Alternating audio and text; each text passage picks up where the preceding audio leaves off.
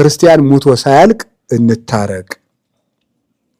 መሰረት የሌለው ቤት ማለት ነው። ቅዳሴ ቢባል ምህላ ቢባል ጾም ቢባል መሰረት የሌለው ቤት ማለት ነው።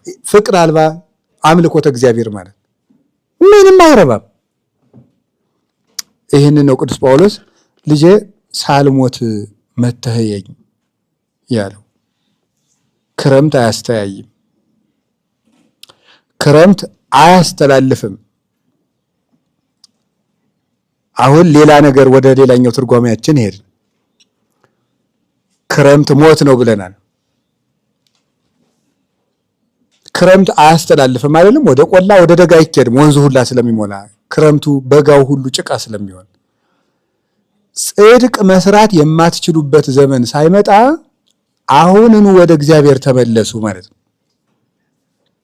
ጽድቅ መስራት የማትችሉበት ጊዜ ሳይመጣ አሁንኑ ወደ እግዚአብሔር ተመለሱ።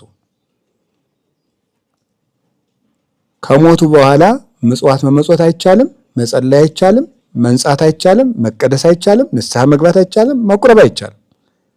አሁን ነው እና ክረምት ማለት መራመድ የማንችልበት ጊዜ ይመጣል።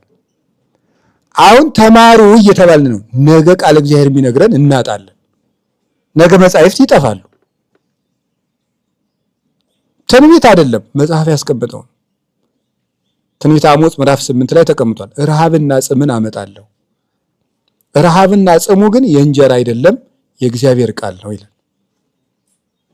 ስለዚህ እማንማርበት ጊዜ ይመጣል፣ ያልፋል። የሚያቆርበን ካህን የሚጠፋበት ጊዜ ይመጣል።